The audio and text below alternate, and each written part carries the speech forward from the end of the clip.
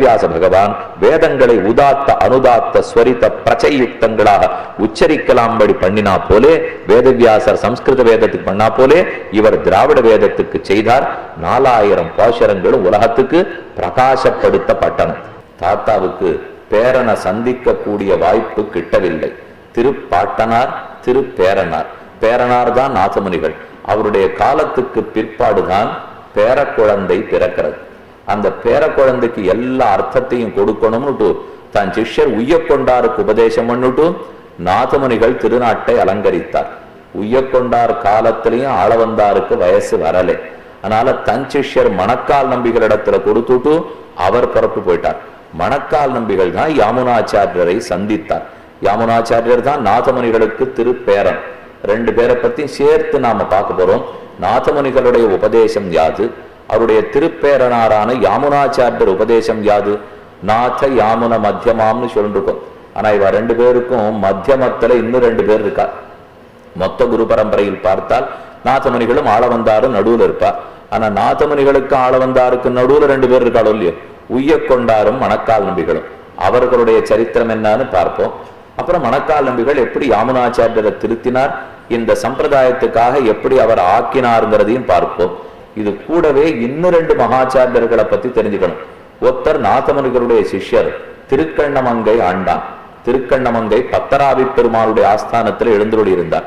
மற்றொருத்தர் குருகைக்காவல் அப்பன். காவிரி பூம்பட்டினம் பூம்புகார்லாம் சொல்றமே, பக்கத்துல இருக்கிற குருகைக்காவலப்பனுடைய ஆஸ்தானம். அந்த சுவாமியின் நாதமுனிகளுடைய சிஷ்யர். இன்னும் கேட்டா குருகைக்காவலப்பன் அதே நம்மாழ்வாருடைய திருக்குருகூர் பாண்டதேசத்து திருக்குருகூரிலே தை மாசம் விசாக நட்சத்திரத்திலே திருவவதாரம் செய்தவர். அந்த சுவாமி இப்போ ஒருத்தரை பத்தி விண்ணப்பம் பண்ணேன்னு இல்லையோ, மேலையகத்தாழ்வார் கிழையகத்தாழ்வார்னு. அதுல வரதாச்சாரியர்னு ஒரு சுவாமிக்கு திருநாமம். வரதாச்சாரியருடைய திருக்குமாரர், அவருடைய திருக்குமாரர், அவருடைய திருக்குமாரர் அப்படின்னா ஒரு வரதாச்சாரிய சுவாமியினுடைய பிரபௌத்திரன். பௌத்திரன்னு சொன்னா பேரன். பிள்ளைக்கு பேரனோ பேரனுக்கு பிள்ளையோ பிறந்தா பிரபௌத்திரன்னு பேர். ஏன்னா வரதாச்சாரிய சுவாமிக்கு நிர்மலதாசர்ங்கிற குமாரர் அவதரித்தார். நிர்மலதாசருக்கு வராகாச்சாரியர்ங்கிற குமாரர் அவதரித்தார். அந்த வராகாச்சாரியருடைய திருக்குமாரர் தான் குருகைக்காவல் அப்பர். அந்த சுவாமி ரொம்ப ஆச்சரியமா 151 திருநக்ஷத்திரங்கள் இந்த பூலோகத்துல எழுந்தருளி இருந்திருக்கார். குருகைக்காவலப்பனை பத்தியும் விண்ணப்பம் பண்றேன், திருக்கண்ணமங்கை ஆண்டான பத்தியும் விண்ணப்பம் பண்றேன். இவா 2 பேரும் நாதமுனிகள் காலத்துல இருந்து கேட்டுண்டவா. அதே போல உய்யக்கொண்டார் வைபவம், மணக்கால் நம்பி வைபவம், அதுல இருந்துதான் யாமுனாச்சாரிய நாம போய் அடையணும். நேற்றுக்கு நாதமுனிகளுடைய சரித்திரத்தை ஒரு இடத்துல விட்டுருக்க மூல்யம். மேலேகத்தாழ்வார் கிழையகத்தாழ்வாரை கொண்டு அவர் பாசுரங்களை இசை கூட்டி பண்ண ஆரம்பிச்சுட்டார். நாதமுனிகள் சாதிப்பரா, ஒரு குதிரை இருக்கு, மான் இருக்குன்னு வச்சுங்க. அதனுடைய குழம்புல நீர் தேங்குமானால் எத்தனை பேர் தண்ணீர் குடிக்க முடியும்? குளத்துல படிக்கட்டு கட்டி வச்சிருக்கா, கீழே குளம் இருக்கு, குளம் முழுக்க ஜலம் தேங்கி தின்னால் 100கணக்கானோர் தண்ணீர் குடிக்கலாம். ஆனா குளத்தோட படிக்கட்டு இருக்கே, அதுல சற்றே பாறாங்கல்ல அப்படி கருங்கல் இருக்குமோ இல்லையோ, அதுல நடுவுல ஓட்டை இருந்தாலும் ஜலம் தேங்குமோ இல்லையோ. படிக்கட்டுல கூட ஜலம் தேங்கி இருக்கும், குளத்திலையும் நிறைய ஜலம் தேங்கி இருக்கு. ஒரு குளப்படியிலே தண்ணீர் தேங்குமானால் குருவி குடித்து போம். அங்க இருக்கிற பறவைகள் மட்டும்தான் அதுல தண்ணீர் குடிக்க முடியும். ஆனா குளத்துல ஜலம் தேங்கி விடுத்துனால் ஆயிரக்கணக்கானோர் சாப்பிட்டுட்டு போகலாம். அதே போல ஒரு குதிரையனுடைய குழம்பு அழுத்தி ஓடுறது, குழம்பு இருக்கிற இடத்துல துவாரம் இருக்கும், அதுல கூட மழை தண்ணீர் தேங்கும். அந்த மழை தண்ணீரை யார் குடிக்க முடியும்? காக்கா சாப்பிடலாம், குருவி சாப்பிடலாம், அவ்வளவுதான் முடியும். மனிதர்களால அந்த தண்ணீர் குடிச்சுடுறதுக்கு முடியாது. அதைத்தான் நாதமுனிகள் சொல்லுவாரா, நம்மிடத்திலையும் பகவானுடைய கருணை தேங்கி இருக்கு, ராமானுஜரிடத்திலையும் பெருமானுடைய கருணை தேங்கி இருக்கு. எங்களாட்ட இருக்கிற ஆச்சாரியர்களிடத்துல தேங்கி தின்னால் அது குருவிகள் குடிக்கிறா போலே சின்ன அளவுல தண்ணீர் தேங்கி இருக்குன்னு அர்த்தம். ஆனா ராமானுஜர் என்னும் ஏரியில் தண்ணீர் தேங்கி இருந்தால் அது உலகத்துக்கே வாழ்வழிக்குமா போலே 74 சிம்ஹாசனாதிபதிகள் மூலமாக இன்றளவுக்கும் அனைவருக்கும் பகவத் பக்தி கிடைச்சுடுத்தோ. அதனாலே எங்களிடத்துல தேங்கிறத விட ராமானுஜர் என்னும் ஏரியில் தேங்குவதில் எத்தனையோ மகாத்மியம் உண்டு. என்ன அந்த சுவாமி சாதிப்பர், அப்ப குளப்படியிலே தேங்கினால் குருவி குடித்து போம், வீராணத்தேரியிலே தேங்கினால் மக்கள் அனைவருக்கும் நன்மை ஏற்பட்டுவிடும் என்று சாதிப்பாராம். ரொம்ப ஆச்சரியமான சரித்திரம். பெரிய முதலியார்னு நாதமுனிகளுக்கு ஒரு விசேஷ திருநாமம் உண்டு. நம்முடைய சம்பிரதாயத்தில் இந்த நாருக்கு சில விசேஷ பெயர்கள் உண்டு. பள்ளிக்கூட பிள்ளைகள்லாம் ரொம்ப வேண்டிய செல்ல பெயரா வச்சு கூப்பிட்டுக்கிறாளோ இல்லையோ, ஆனா செல்ல பேர் வச்சு கூப்பிடுறேன்னு பேரையே செதச்சுடக்கூடாது. பேர் என்ன வைக்கப்பட்டிருக்கோ அந்த பேரை கூப்பிடலாம். சரி இருக்கட்டும், ஒருத்தருக்கு இப்ப லட்சுமி நரசிம்மன் அப்படின்னு பெரிய பேர் வச்சிருக்கா, அவர்கள் வீட்டுக்குள்ளேயே தானே குறுகின பேரா சடகோபன், ராமன், கண்ணன் எப்படி வேணா கூப்பிடலாம். அதை பத்தி கூப்பிடுறது இப்ப தப்பில்லை. ஆனா ரொம்ப அழகான பேரை வச்சுட்டு பேரை செதைச்சு கூப்பிடக்கூடாது இல்லையோ. இந்த சுவாமிக்கு நல்ல திருநாமம் பெரிய முதலியார். சம்பிரதாயத்துல முதலிகள்னா ஆச்சாரியர்கள்னு அர்த்தம். அதே போல ராமாயண காலத்தில் வானர முதலிகள்னு எழுதுவா. எல்லா வானரங்கள் குரங்குகளையும் முதலிகள் என்று சொல்ற வழக்கம். ஏன்னா ராம கைங்கரியத்துல அவ்வளவு தூரம் ஈடுபட்டு இருந்தவாள் இல்லையோ. அதை போலத்தான் பெரிய முதலியார்னு இவருக்கு திருநாமம். ஆள வந்தார். இந்த பாசுரத்துக்கு அர்த்தம் சொல்லச்சே, பெரிய முதலியாரான நாதமுனிகளிடத்தில் இருக்கிற விருப்பத்தாலே இந்த திவ்யதேசத்துக்கு ஒரு பாசுரம் இல்லாம போயிருந்தாலும் இந்த திவ்யதேசம் அந்த பாட்டு இருக்கட்டும் என்று சொல்லுவாராம். எந்த பாசுரம்னு சொல்றேன். நாம் அறிந்திருக்கிறது 108 திவ்யதேசங்கள். அதுக்குள்ள நமக்கு ரொம்ப பிடிச்ச சில திவ்யதேசங்களுக்கெல்லாம் பாட்டு இருக்காது. நம்ம ரொம்ப வருத்தப்பட்டே இருக்கோம். என்ன இவ்வளவு பக்கத்துல வந்த ஆழ்வார் ஒரு 10 பாசுரம் இங்க வந்து பாடிட்டு போயிருக்க கூடாதான்? என்ன இந்த ஆழ்வார் அந்த பெருமாள் ஈர்க்காம விட்டுட்டாரே. ஆழ்வாருக்கு ஒரு தவறும் இல்லை. எந்த பெருமாள் இழுத்தாரோ அந்த பெருமாளுக்கு அவர் பாடியிருக்கார். மேலும் ஒண்ணு வரிச கிரமத்தில் இப்படித்தான் அவ பாடலை. எங்கேயோ வடக்கு கோடியில ஒரு பாசுரம், தெற்கு கோடியில ஒரு பாசுரம், மேற்கு கோடியில ஒரு பாசுரம். திருமங்கி ஆழ்வார் ஆவது போற பிரயாண கதி என்னவோ அப்படித்தான் பாசுரம் பாடுவார். ஏன்னா அவர் மொத்த ஊருக்கும் போய் பாடினவர். எங்கோ வடதிசையிலிருந்து ஆரம்பித்தார், திருப்பிரிதியில் ஆரம்பித்து பத்ரிகாசிரமம் பாடி, அது முக்திநாத்னு சாலகிராமம் சொல்றமே, சாலகிராம தேசத்தை பாடி, நைமிஷாரண்யத்தை பாடி வரிசையா வந்துட்டார். ஆனா நம்மாழ்வாருக்கு இந்த நியமம் கிரமமே கிடையாது. தெற்கு கோடியில தம் ஊரை 10 பாட்டு பாடுவார், வடமுதரைக்கு 10 பாட்டு பாடுவார், மேல நாட்டுக்கு போய் கேரள தேசத்துல சேர தேசத்துக்கு 10 பாடுவார். சேர நாட்டை பாடிண்டே இருக்காருன்னு நினைப்போம். சட்டென்று திருக்குடந்த 6ஆவதனை பாடிட்டு இருக்கிறவர் வானமாமலைக்கு போடுவார், வானமாமலைக்கு பாடிட்டு இருக்கிறவர் திருவல்லவாளுக்கு போடுவார், திருவல்லவாளுக்கு பாடிட்டு இருக்கிறவர் ஸ்ரீரங்கத்துக்கே வந்துடுவார், திருவேங்கடத்துக்கே போவார். இப்படி மாத்தி பாடுறது நம்மாழ்வார். அப்ப ஒரு கிரமத்தோடு ஆழ்வார்கள் பாடினார்களானால் திருமங்கை ஆழ்வார் அப்படி பாடி இருக்கிறார். ஆக விட்ட இடத்துக்கு வருவோம். இது ஒரு அழகான பாசுரம். திருமங்கை ஆழ்வாருடைய திருநெடுந்தாண்டக பாசுரம். உலகமேத்தும் தென்னானாய் வடவானாய் குடபாலானாய் குணபால மதையானாய் என்னானாய் என்னவல்லால் என்னறிவேன் ஏழையேனேன்னு திருநெடுந்தாண்டக பாசுரம். 4 யானையை பத்தி பாடிட்டு இருக்கார். உலகமேத்தும் தென்னானாய், தெற்கு கோடியில யானையா சேவை சாதிக்கிறவரே. வடவானாய், வடக்க யானையாக இருக்கிறவரே. குடபாலானாய் குணபால மதையானாய், குடதிசைங்கிறது மேற்கு திசை, குணதிசைங்கிறது கிழக்கு திசை. ஆக வடதிசையிலும் தென் திசையிலும் மேற்கு திக்கிலும் கிழக்கு திக்கிலும் 4 பக்கத்திலும் யானையா நிற்கிற பெருமானே. யானைய பாடலைவர் யானையாட்ட இருக்கிற பெருமாளை பாடிட்டு இருக்கார். என்ன தமிழகத்துக்கு வடக்கே நிற்கிற யானை திருவேங்கடமுடையான் வெங்கடேசன், தெற்கே நிற்கிற யானை திருமாலிருஞ்சோலமலை கள்ளழகர், மேற்கே நிற்கிற யானை திருவரங்கத்து எம்பெருமான் கிடந்த சேனன், கிழக்கே நிற்கிற யானை அப்படி இப்ப சொல்லச்சே. ஏன் மேற்கேன்னு ஸ்ரீரங்கத்தை சொல்றேன்னா, அநேகமா ஸ்ரீரங்கத்துக்கு மேற்க திவ்யதேசங்களுக்கு பாசுரம் கிடையாது. நம்ம தமிழகம்னு சொல்லிட்டுக்குமே தவிர வடதிசையிலேயே திருவேங்கடம், தென் திசை கோடியில திருக்குறுங்குடி, கிழக்கு திசை கோடியில திருக்கண்ணபுரம், மேற்கு திசை கோடிங்கிறது அநேகமா திருச்சிராப்பள்ளியோடையே முடிஞ்சு போடும். அதற்கு மேற்கு இருக்கிற திவ்யதேசங்கள் பக்கம் ஆழ்வார் போகவில்லை. ஒருவேளை அது கேரளத்தோட சேர்ந்து இருந்திருக்கலாம். ஏன்னா நாம இன்னைக்கு பார்க்கிற கொங்கு தேசம் முழுவதும் அது இன்று தமிழகத்திலே இருந்திருக்கலாமே தவிர அன்று எதுல இருந்தது நமக்கு தெரியாது. கொங்கு நாடுங்கிறது ரொம்ப முக்கியமான தேசம் பகுதிகள்.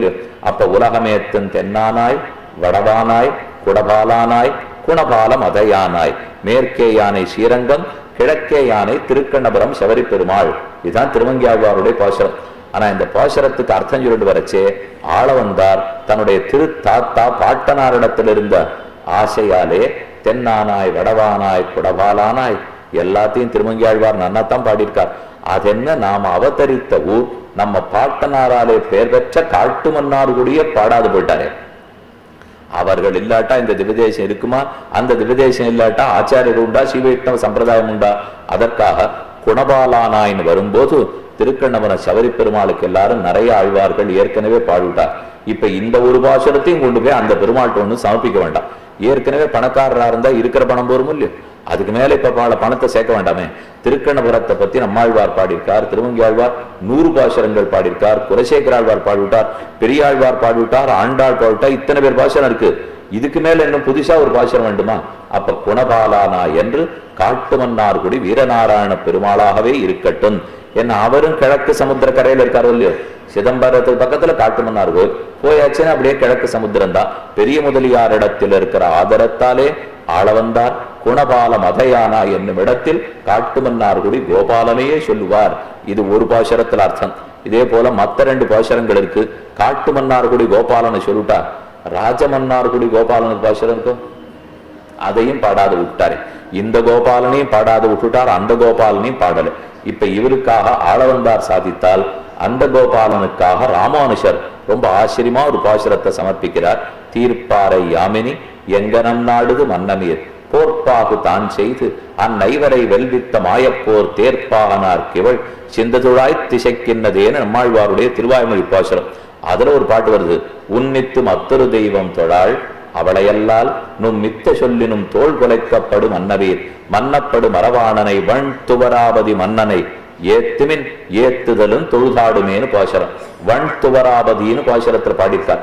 இந்த பாசுரத்தை தான் மன்னார்குடி ராஜகோபால சுவாமிக்காக மணவாள மாமுனிகள் சமர்ப்பித்தார். ராஜகோபால சுவாமிக்கு சமர்ப்பிச்சது மணவாள மாமுனிகள். அதே போல மேலக்கோட்டை திருநாராயணபுரத்துக்கு ஒரு பாசுரம். அந்த திவ்யதேசத்தையும் ஆழ்வார்கள் பாடாமலே போயிட்டான். அதுவும் மேற்க இருக்கு. அதுக்குன்னு ஒரு பாசுரம். ஒரு நாயகமாய் ஓட உலகுடன் ஆண்டவர் கருநாய் கவர்ந்த காலர் சிதகிய பானையர் பெருநாடு காண இன்மையிலே பிச்சதாம் கொள்வர் திருநாரணந்தாள் காலம்பெற சிந்து திம்மின். 4ஆம்பத்தினுடைய தொடக்கத்தில் இருக்கிற ஒரு நாயகமாங்கிற பாசுரத்தை ராமானுஜர் அந்த திவ்யதேசத்துக்கு சமர்ப்பிச்சார். அப்ப ராமானுஜர் மேலக்கோட்டைக்கு சமர்ப்பித்தார். அதற்கு முன்னாடியே ஆள வந்தார். காட்டுமன்னார்குடி கோபாலனுக்கு சமர்ப்பித்தார். பெரிய முதலியாரிடத்தில் அது ஆசையினால் சமர்ப்பித்தார். விஷதவாட்சி காமணிகளான மணவாள மாமுனிகள் ராஜமன்னார்குடி கோபாலனுக்காக உன்னித்து மற்றொரு தெய்வம் தொழாழ்ங்கிற பாசுரத்தை சமர்ப்பித்தார். இதெல்லாம் பாசுரங்கள் இல்லாம போயிருந்தாலும் ஆழ்வார் இதை திருவுள்ளத்துல வச்சுட்டு தான் பாடியிருக்கணும் என்று பூர்வாச்சாரியர்களுக்கு தெரியவர அவர்கள் சமர்ப்பிச்சிருக்கார்கள். நாதமுனிகளும் மீண்டே வீரநாராயணபுரத்துக்கு எழுந்துடினார். ஸ்ரீ வேதவியாச பகவான் வேதங்களை உதாத்த அனுதாத்த ஸ்வரித்த பிரச்சயுக்தங்களாக உச்சரிக்கலாம்படி பண்ணினா போலே நாதமுனிகளும் இந்த திவ்ய பிரபந்தங்களை திவ்ய கானத்திலே அடைத்து இயலும் இசையுமாக்கு பாடிவித்தருள. இப்படி அந்த திவ்யதேசங்கள் தோறும் இந்த பாசுரங்கள்லாம் பாடப்படட்டும் என்று நாதமுனிகள் தமிழ் வேதத்தை சம்ஸ்கிருத வேதத்துக்கு சமமான ஸ்திதி.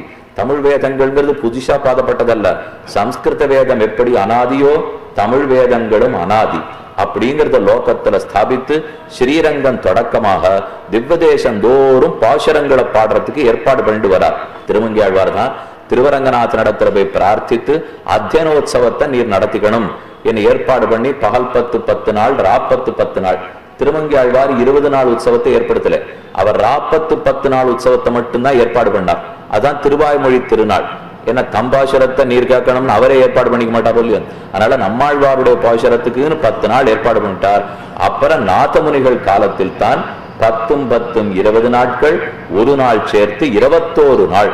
இன்னைக்கு அத்தியனோத்சவம் பெரிய திருநாள் நம்ம கொண்டாடுறதெல்லாம் எல்லாம் நாதமுனிகள் பண்ணின கைங்கரியம். பெருமாள்கிட்ட பிரார்த்திக்கிறார். ஓர் ஆழ்வாருடைய 10 பாசுரத்தை கேட்கிறீரே, 1000 பாசுரங்களையும் 10 நாள் கேட்கிறீர் இல்லையோ, மற்ற 10 பேர் பாசுரங்களையும் நீர் கேட்க வேண்டாமா? நம்பெருமாள் உடனே இசைந்தான். வேண்டிய மண்டப பிராகாரங்களை ஏற்படுத்தி பகல் 10 நாள் முதல் 1000ஐயும் 2வது 1000ஐயும் கேட்போம். இராப்பத்து 10 நாள் முதல் 10 நாள் நம்மாழ்வாருடைய திருவாய்மொழியை கேட்போம். இராப்பத்து கழிந்து இயற்பாய் 21வது நாள் அன்னைக்கு 1000 பாசுரங்கள் இயற்பா முழுக்க கேட்போம். நாதமுனிகளே நீர் கேட்பதற்கு நாம் கொடுக்கும் பரிசு என்று பெரிய பெருமாள் இணங்க அன்னிலிருந்து இன்னி வரைக்கும் நாதமுனிகளுடைய திருவம்சத்திலே அவதரித்தவர்கள் தான் அரையர் சுவாமிகள். ஸ்ரீரங்கத்துல விண்ணப்பம் செய்வார்னு அவளுக்கு பேர். பெரிய திருநாள் அத்தியனோத்சவம் வந்துடுத்துனாலே அனைத்தும் அரையர் சுவாமிகளுடைய கைங்கரியம். பகல் 10 மண்டபம்ங்கிறது மேல அர்ஜுன மண்டபம், ராப்பத்து மண்டபம்ங்கிறது 1000 கால் மண்டபம். அதுக்கு நடுவுல இருக்கிற திருமாமணி மண்டபத்துல தான் நடு நாயக்கமாக வைகுண்டேது பரேலோகே ஸ்ரீயாசார்த்தன் ஜெகத்பதி ஆஸ்தே விட்டு ரச்சிந்தியாத்மா பக்தைஹி பகவதை சக என்ன அனைவரும் பகலோலக்கம் இருக்க ராஜதர்பார்ல இருக்கிற மாதிரி வைகுண்டநாதன் எப்படி வைகுண்டத்தில் இருப்பாரோ அதை போலத்தான் ஆயிரக்கால் மண்டபத்துக்கு நடுவுல வைகுண்ட ஏகாதசின்னு சொல்றோமே, அன்னிலேருந்து தொடங்கித்தான் பெருமாள் திருவாய்மொழியை கேட்டருளுகிறார். இந்த கைங்கரியம் அத்தனையும் நாதமுனிகளை சாரும். ஏன்னா அந்த நாள்ல சம்ஸ்கிருத வேதம் ஓதிட்டு இருந்திருப்பார். அதோட கூட சரி சமமாக திராவிட வேதத்தையும் ஓதணும்னு ஏற்படுத்துறது அவ்வளவு சுலபமான காரியம் அல்ல. இப்பவும் தமிழ் வேதம் பெருமாள் புறப்பாட்டுக்கு முன்னாடி ஓதப்படுகிறது, சம்ஸ்கிருத வேதம் புறப்பாட்டுக்கு பின்னால் ஓதப்படுகிறது. பெருமாள் எல்லாத்தையும் தாண்டிடுவார். ஆனா ஆழ்வாருடைய சீசூக்திகள், ஈரச் சொற்கள், பக்தியில் தோய்த்தெடுக்கப்பட்ட பாசுரங்கள், அதை மட்டும் இன்னி வரைக்கும் பெருமாள் தாண்டினதே கிடையாது. கானத்தில் சிறந்தவர் நாதமுனிகள். பெருமாளுக்கே கானத்துல விருப்பம் இல்லையோ, இப்ப தேவகானத்துக்கும் மனுஷ கானத்துக்கும் போட்டி வந்துருச்சு. அதைத்தான் இப்ப நாம அனுபவிக்க போறோம்.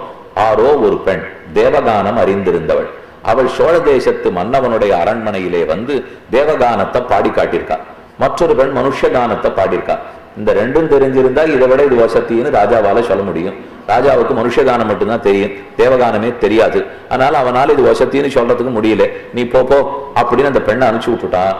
அவன் நேர வீரநாராயண பெருமாள் சன்னிதானத்துக்கு வந்து பெருமாள் முன்னாடி பாடி, ஏதோ அரசன் எனக்கு தெரியாதுன்னு சொல்லியிருந்தா கூட தெரியும், உனக்கு தெரியாதுன்னு சொல்லி என்ன அனுப்பிச்சு விட்டுட்டான். இவனுக்கு தேவகானம் தெரியலன்னா நானா குற்றவாளி என்ன பெருமாள்கிட்ட பாடி அழுதுண்டா. பக்கத்தில் இருந்த நாதமுனிகள் இவர் பாடுறதையும் அழறதையும் பார்த்தார். பெண்ணே, உனக்கு என்ன வருத்தம், ஏன் துயரப்பட்டாய்? இப்படி ஒரு அரசன் நம்ம நாட்டை ஆண்டு இருக்கார், அவருக்கு கானமும் தெரியல தாளமும் தெரியல, நான் எங்க போய் சொல்லிக் கொள்ளான்னு அழுதாள். உடனே நாதமுனிகள், கவலை வேண்டாம், நாம் உம்மை அழைத்து கொண்டு போகிறோம் என்ன அவளையும் அழைச்சென்று ராஜாவினுடைய தர்பாருக்கு போறார். அப்ப நாதமுனிகளுடைய திருவுள்ளத்துல இருந்தது திவ்ய பிரபந்தத்தை இன்னிசையோட உலகத்துல பரப்பியாகணும். அப்ப அதுக்கு கானம் ரொம்ப முக்கியம். இதோ அரசவைக்கு போறதுக்கு ஒரு வாய்ப்பு. இந்த பெண்ணை வைத்துக் கொண்டு கானம் என்ன, திவ்ய பிரபந்த பாசுரம் என்னன்னு லோகத்துக்கு புரிய வச்சுடுவோம் என்று நாதமுனிகள் திருவுள்ளத்தில் கொண்டார். ராஜாவான சோழன் வாசலிலே தேவகானம் பாடுவாள் ஒருத்தியும் மனுஷகானம் பாடுவாள் ஒருத்தியுமாக இரண்டு வாரஸ்திரீகள் தங்களில் விவாதமாய் வந்து, ரெண்டு பெண்களுக்கு ஒருத்தி மனுஷகானம் பாடுறா, ஒருத்தி தேவகானம் பாடுறா. ரெண்டு பேருக்குள்ள போட்டி வந்துருத்து. இந்த ராஜாவுடன் நான் பாடுகிற தேவகானம் அறிவாராய், நாதமுனிகள் என்னும் திருநாமமுடையார் ஒருவர் வீரநாராயணபுரத்தில் மன்னார் கோயிலிலே இருக்கிறார் என்ன. ராஜாவும் நாதமுனிகளை எழுந்துவிட வேண்டும் என்று அழைத்து விட நாதமுனிகள் இந்த பெண்ணிடத்துல சொல்லி அனுப்புறார். என் பாட்டு தெரிஞ்சவர் ஒருத்தர் இந்த ஊர்ல இருக்கார், வேணும்னா அவரை கூட்டு பாட்டோட மகாத்மியம் தெரிஞ்சுக்கோ. இந்த பெண்ணை நீ ராஜாவினிடத்துல போய் சுருடு என்று சொல்லி அனுப்பிச்சார். பெண்ணு ராஜாவினிடத்துல சொன்னா, அப்படியா நாம் அறியாத கானம் இன்னொருத்தர் தெரிஞ்சு வச்சிருக்காரா, அவரை எழுந்துருள பண்ணி கொண்டு வாருங்கள் என்ன அரசன் சொன்னார். நாதமுனிகளும் அரசவைக்கு வந்து கோட்டுட்டார். ராஜாவும் அத்தியாதரத்துடனே இவள் பாடுகிற தேவகானம் தேவரிய அறிவீரோ, இவை என்ன பாட்டு பாடுறாங்கிறது நாதமுனிகளும் உங்களுக்கு தெரியுமா என்று கேட்க, ஆம், இவள் பாடும் உயர்ந்த தேவகானத்தை நாம் அறிவோம். மனுஷகானம் பாடுகிறவளையும் தேவகானம் பாடுகிறவளையும் பாடச் சொல்லி கேட்டருளி ராஜாவை குறித்து, இவள் பாடுகிற மனுஷகானம் உங்களுக்கு தெரியும், இவ பாடுற மனுஷகானம் உங்களுக்கு தெரியறது, ஆனா இவள் பாடுகிற தேவகானம் தேவர்களுக்கு தான் தெரியும், உங்களுக்கு தெரிய போறதில்லை. அந்த அரசன் திரும்பி கேட்டார், தேவர்களுக்கு தெரிகிற தேவகானம் உமக்கு எப்படி தெரிஞ்சது? எங்களுக்கெல்லாம் தெரியாதுன்னு சொல்லிட்டு, அப்ப உமக்கு மட்டும் தெரியுமா? நீர் என்ன கானத்தில் சிறந்தவரா, நீர் சங்கீத சாஸ்திரம் தெரிஞ்சவரானால் ஆம்னு சொன்னார் நாதமுனிகள். பரீட்சை கொடுன்னு கேட்டான் அரசன். உடனே நாதமுனிகள், உன் அரசவையிலே எத்தனை பாட்டு தெரிந்தவர்கள் உண்டு, சங்கீத வித்வான்கள் உண்டுன்னு கேட்டார். 4000 பேர் உண்டுன்னா அரசன். சரி, 4000 பேருக்கும் பாடுவதற்கு தாளம் உண்டா? உண்டு. அவரவர்கள் கையில தாளம் வச்சிருக்கார். தாளத்தை வரிசையாக தாள தட்ட சொல்லும். இவர் இவர் இவர் இவர் 4000 பேரும் தாளம் தட்டினார். மொத்த ஓசையும் தன்னுடைய திருச்செவியில வாங்கி விட்டார். அரசனை கூப்பிட்டு, இந்த ஒரு தாளமும் எவ்வளவு எடை இருக்கிறதுன்னு இப்போது நான் சொல்றேன், நீ தராசு தட்டை கொண்டு வந்து எடை போட்டுப்பார். ஒரு தாளம் ஒரு குந்துமணி எடை குறைவாக இருந்தால் என்னிடத்தில் கேள் என்று சொல்லிட்டு ஒரு தாளத்துல வந்த நாதத்தை கேட்டுட்டு அந்த நாத ஓசையை வச்சே இன்ன எடை இன்ன எடை இன்ன எடை சொன்ன உடனே அப்படியே தராசனை நிறுத்தி பார்த்தார். ஒன்னும் மாறாமல் இருக்க, ஓ இத்தனை கானத்தில் நீர் விற்பனரா என்று ராஜா ஆச்சரியப்பட்டார். இப்படியாய் அவையெல்லாம் முந்திரை குறியாமல் ஏறாமல் குறையாமல் இருந்தபடியை கண்டு மிகவும் ஆச்சரியப்பட்டு நாதமுனிகளுடைய ஸ்ரீபாதத்திலே தண்டனிட்டு பகுத்ரவியத்தை சமர்ப்பிக்க தேட இவர் சதுர்முக பசுபதி சதமக பிரபிருதி பதங்களை நிராகரித்திருக்கும் நிஸ்பிருகாலையாகவே இவை நமக்கு ஒன்றும் வேண்டா என்று ராஜாவை ஆசீர்வதித்து மீண்டே எழுந்துள்ள, நீர் இப்பேற்பட்ட வித்வான் இருக்கிறே, இந்தாரும் பாரம் பாரமா தோலா தோலமா தங்கம் கொடுத்தான். அவர் சொன்னார், நமக்கு ஏற்கனவே தங்கம் நிறைய பெற்றிருக்கிறோம், நீர் கொடுக்கும் தங்கம் நமக்கு வேண்டாம். அப்படியா உமக்கு எந்த தங்கம் கிடைச்சிருக்குன்னால் யோனித்யம் அத்துஜ பதாம்புஜ யுக்ம ருக்ம வியாமோகதஸ்ததிதராணி திருநாயமேனே. அச்சுதனுடைய திருவடி தாமர்களாகிற தங்கம் கிடைத்த பிற்பாடு நீர் கொடுக்கும் தங்கத்தை நாம் புல்லுக்கு சமமாகத்தான் மதிப்போம். அது உம்மிடத்தில் இருக்கட்டும். அரசனே, ராஜ்யத்தை நன்றாக ஆளும். அறிந்தவர்களை இதை போல இகழ்ந்து பேசுவது கூடாது என்று தேவகானத்தினுடைய மகாத்மத்தை உணர்த்திட்டு திரும்ப வீராநாராயணபுரத்தை இருந்தார். அப்போது அழகான ஒரு ஸ்லோகத்தை எடுத்து காட்டுறார். சரீரம் வசு விஜானம் வாசக்கர்ம குணானசூன் குருவர்க்கம் குருவர்கதம் தாரயேத்யஸ்து சசிஷ்யோ நேதரேதரஹ குருவர்த்தம் தாரயேத்யஸ்து சசிஷ்யா நேதர ஸ்மிருதஹ. ஒரு ஆச்சாரியனுக்கு சிஷ்யன் எப்படி இருக்கணும்? நாதமுனிகள் தனக்கேற்ற சிஷ்யர்களை தேடுகிறார்கள். நாதமுனிகளுக்கு முக்கியமான சிஷ்யர்கள் 8 பேர் அவருடைய சிஷ்யர்கள். அவர்களுடைய திருநாமத்தை சொல்றார். உய்ய கொண்டார், குருகை காவலப்பன், நம்பி கருணாகரதாசர், ஏறு திருவுடையார், திருக்கண்ணமங்கை ஆண்டான், வானமாமலை தேவியாண்டான், உருப்பட்டூர் ஆச்சன் பிள்ளை, சோகத்தூர் ஆழ்வான் என்கிற 8. இந்த 8 பேர் தான் நாதமுனிகளுக்கு சிஷ்யர்கள். சரீரம் அர்த்தம் பிராணஞ்ச சத்குருப்யோ நிவேதையேது. நம் உடலையும் பொருளையும் ஆத்மாவையும் சத்குருவின் பொருட்டு சமைத்து விட வேண்டும். குருரேவ பரம் பிரம்ம, குருரேவ பரம் தனம், குருரேவ பரா வித்யா, குருரேவ கஷ்டா கதி. குருதான் கதி, குருதான் பிராப்யம், குருதான் தனம், குருதான் அனைத்து. வித்யாவினய சம்பன்னே பிராமணே கவி ஹஸ்தினி சுனிச்சைவ சுபாகேச்ச பண்டிதாக சமதரிசினா. பண்டிதன் ஒருத்தன் இருந்தால் அனைவரையும் சமமா பார்க்க தெரிஞ்சு விடுறார். அந்த பண்டிதர்களில் தலைவர் தானே நாதமுனிகள். அதனால அனைவருக்குள்ளும் பிரம்மத்தை பார்த்திருக்கார். அரசன் வந்ததுக்கு கண்ணனோன்னு தேடிட்டு போனார். மற்றும் ஒரு நாள் பின்னையும் ஒரு கால் ராஜா வந்து மன்னராரை சேவித்து மீண்டு போகிறவன் தன் சாமந்தன் தலையிலே தலையிட்டு யானை கழுத்திலே ஏற. அரசன் இன்னொரு நாள் நாதமுனிகளை பார்க்க வந்தார். சேவிச்சுட்டு யானை மேல ஏறுறார். அப்ப சாமந்தன் தலையிலே காலையிட்டு யானப்பாகன் கீழே நிற்கிறார். இவருக்கு கைலாக கொடுத்து ராஜாவை மேல தூக்கி விடணும் இல்லையோ. அந்த வேலைக்கு இருக்கிற ராஜபிருத்தியன் ராஜசேவனுக்குன்னா சாமந்தன்னு பேர். மேல ஏறணுமே, அதுக்கு இந்த நாளாட்டம். இப்போ யாரும் யானை பேர்ல அம்பாரில பவனி வர்றதும் இல்லை. குதிரையில ஏறினாலும் உந்தி மேல ஏறி உட்கார்ந்து விடுறோம். அந்த நாள்ல அரசர்களை தோல் மேல காலை வச்சு ஏறி விடுறதுக்கு சாமந்தன்னு தன் இருந்திருக்கான். அவனுடைய தோல்ல காலை வைத்து அரசனை ஏறி யானை பேர்ல உட்கார்ந்தான். இதை நாதமுனிகள் பார்த்துட்டு இருக்கார். இத்தை நாதமுனிகள் கண்டு சர்வேஸ்வரன் பிரம்மருத்ராதிகள் தலையிலே அடியிட்டு பெரிய திருவடியை மேற்கொள்ளும்படி இது ஆகாதே என்று மோகித்தார் என்று பிரசித்தமிரே. பெருமாள் ஓரொரு நாளும் வைகுந்தத்திலே பெரிய திருவடி கருடன், கருடங்கிற வாகனத்தின் பேர்ல ஏறணும்னு வச்சுங்கோ. அப்ப யார் தலையில உந்திண்டு ஏறி உட்கார்ந்துப்பார்? சரி, வைகுந்தமா இருந்தா நித்தியசூரிகள் முக்தர்கள்லாம் இருக்கலாம். பூலோகத்துல கருடன் பேர்ல ஏறான்னு வச்சுங்கோ. இதோ இந்திரன் தோல் கொடுக்கிறார், ருத்ரன் தோல் கொடுக்கிறார், பிரம்மா தோல் கொடுக்கிறார். இப்படிப்பட்ட தேவதகளுடைய தோல்ல காலை உந்தி கொண்டு பெருமாள் மேலே ஏறி உட்காருவார். இப்படியொன்னோ தெய்வத்தினுடைய பரதெய்வம் இருக்கிறது. தம் தெய்வத்தஞ்ச. இதை பத்தி பீஷ்மாச்சாரியரிடத்துல யுதிஷ்டிரர் கேட்டாரோ இல்லையோ. கிமேகம் தெய்வத்தம் லோகே கிம் வாப்பேகம் பராயணம் ஸ்துவந்த கம் கமர்ச்சந்த பிராப்னுயுர் மானவா சுபம். கேள்வியா கேட்டுட்டார். அதுக்கு அவர் பதில் சொல்றார் பீஷ்மாச்சாரியர். எனக்குன்னு தெரிஞ்ச தர்மங்கள்ல இதுதான் சிறந்தது. ஏஷமே சர்வதர்மாணாம் தர்மோ திகதமோ மதா யத் பக்தியா புண்டரீகாட்சம் ஸ்தவைரர்ச்சேன் நரசதா பவித்ராணாம் பவித்ரம் யோ மங்களானாஞ்ச மங்களம் தெய்வத்தம் தேவதானாம் ச பூதானாம் யோக்வய பிதா. தெய்வங்களுக்கெல்லாம் தெய்வம். தர்மபுத்திரா தேடாதே.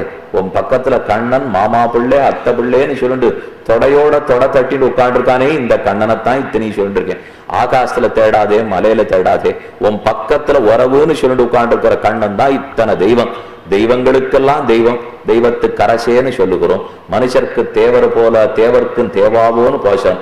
ஒரு நாளும் பெருமாள் தன் சன்னிதானத்திலேருந்து வெளியே புறப்பாடு கொண்டுள்றா பாருங்க. இப்பவும் ஸ்ரீரங்கத்துல வழக்கம். அவருடைய கர்ப்ப கிரகத்திலேருந்து வெளியில வந்துருவார். பெருமாளோ தெற்கு நோக்கி சேனிச்சிருக்கார். தெற்கு நோக்கி நம்பெருமாள் வெளியில எழுந்துருக்கிறார். அப்ப முதல் கதிக்கு சிம்மகத்தின்னு பேர். சிங்கம் தன்னுடைய குகையிலேருந்து வெளியில வரைச்சே நேர போயிடாது. இடது பக்கம் வலது பக்கம் திரும்பி திரும்பி யாரானு விரோதிகள் நிற்கிறாளா அப்படின்னு பார்த்துட்டே தான் போகும்.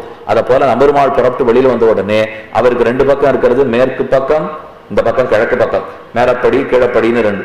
கிழப்பக்கம் திரும்புவார், மேற்பக்கம் திரும்புவார், கிழப்பக்கம் திரும்புவார், மேற்பக்கம் திரும்பி வந்துருவார். இந்த 2 பக்கம் அடி போட்டு வரார் பாருங்க. இதுக்குதான் சிம்மகதி, சிம்மகத்தின்னு பேர். பெருமாள் வெளியில எழுந்துருளின உடனே அந்த நவகிரகங்களும் கீழே இருந்துட்டு அந்த இடத்துல இருந்து நம்ம கண்ணுக்கு சேவை சாய்க்க மாட்டா. அந்த இடத்துல இருந்து அவ தலையில தான் பெருமாள் காலை வச்சுன்னு மேல நடந்தே வருவாராம். அப்படின்னா நாம அவர்களை பற்றி பிரயோஜனம் இல்லை, அதிபதியான பகவானைத்தான் பற்றணும்னு அர்த்தம் சொல்றார். யாரையோ சேவித்தேன் லாபம், நமக்கு பரதேவதையான பெருமானை சேவிக்கும் பாக்கியம் இருக்கும் போது ஆறாரோ சிற்ற தேவதைகளை சேவிக்க வேண்டிய தேவை இருக்காது. அப்படி சாமந்தன் தலையிலே காலையிட்டு அரசநேரி யானையில் அமர்ந்தா போலே நம் பெருமாள் கருடன் பேரிலே ஆரோகடிக்கும் போது மற்ற இந்திராதி தேவதைகள் பேரிலே காலையிட்டு ஏறுவார் என்று கொண்டார். இனி அடுத்தது உய்ய கொண்டார். அதாவது நாதமுனிகள் காலத்துல இப்ப உய்ய கொண்டார் சரித்திரம் சொல்லிட்டு இருக்கேன். உய்ய கொண்டார் சரித்திரம் தனியா இருக்கு, அது அப்புறம் விண்ணப்பம் பண்றேன். நாதமுனிகளுடைய சிஷ்யர் உய்ய கொண்டார்னா அவரிடத்திலிருந்து அவருக்கு அர்த்தங்கள் போயிடணும் இல்லையோ. 8 சிஷ்யாள்னு பார்த்தோம். அதுல தலைமையான சிஷ்யர் தான் உய்ய கொண்டார். இந்த சுவாமி திருவள்ளரையில் திருவவதாரம் பண்ணியவர், ரொம்ப ஆச்சரியமான ஆச்சாரியர். அவர் சொல்லியிருக்கிற ஒரே ஒரு கருத்து அது போரும். அதை வச்சுட்டோம்னா நம்ம வாழ்க்கைக்கே விளக்கேற்றினா போலே. பின்னையும் சிறிது காலம் யோகத்திலே எழுந்தருளி இருந்து குருகை காவலப்பனை பார்த்து, நீ யோக ரகசியத்தை அபியசியும் என் அஷ்டாங்க யோக கிரமத்தை அவருக்கு அருளி செய்தருளினார். தன் சிஷ்யரான குருகை காவலப்பர் அவருக்கு அஷ்டாங்க யோகத்தை அருளி செய்துட்டார். யமம், நியமம், ஆசனம், பிராணாயாமம், இது முதலான 8 அங்கங்கள் கொண்டது யோகம் இல்லையோ. அஷ்டாங்க யோகத்தை குருகை காவலப்பனுக்கு அனுகிரகித்தார். உய்ய கொண்டாரை பார்த்து, நீரும் யோக ரகசியத்தை அபியசியும். இவர் ஒரு சிஷ்யராச்சே. உய்ய கொண்டாருக்கு திருநாமம் புண்டரீகாட்சர்னு திருநாமம். என்னது உய்ய கொண்டார்னு பேர் இருக்கு, இனிமே தான் பேர் வரப்போகுது. ஆனா அவருக்கு முன்னாடி புண்டரீகாட்சர்னு திருநாமம். அவருடைய சிஷ்யருக்கு மணக்கால் நம்பிகள்னு சொல்றோம் இல்லையோ, ராமமிஸ்ரர்னு அவருக்கு திருநாமம். இந்த ரெண்டையும் ஞாபகம் வச்சுங்கோ. ஒருத்தர் புண்டரீகாட்சர், மற்றொருத்தர் ஸ்ரீ ராமமிஸ்ரர். அதுல புண்டரீகாட்சர் சரித்திரம் தான் இப்ப பார்த்துட்டு இருக்கோம். உய்ய கொண்டாரை பார்த்து, நீரும் யோக ரகசியத்தை அபியசியும். என்ன உய்ய கொண்டாரும் பிணங்கிடக்க மனம் புணரலாமோ, இந்த சரீர அவசானத்திலே அபியசிக்க அமையும் என்று விண்ணப்பம் செய்ய ஆகில் நீர் சாஸ்திரங்களையும் திருவாய்மொழி முதலான திவ்ய பிரபந்தங்களையும் பிரவர்த்திப்பியும் என்று அருளி செய்து. நாதமுனிகள் அவர்கிட்ட ஒண்ணு சொல்றார், அவர் அதுக்கு பதில் ஒண்ணு சொல்றார். அதுக்கு நாதமுனிகள் அவருக்கு ஒரு வேறொரு பொருள் கொடுக்கிறார். நீ யோகத்தை எங்கிட்ட இருந்து கத்துக்கும், அஷ்டாங்க யோகத்தை கத்துக் கொடுக்குறேன்னார். அப்ப அந்த சுவாமி பதில் கேள்வி கேட்கிறார், பிணம் கிடக்கும் போது திருமண பேச்செடுப்பாருண்டா?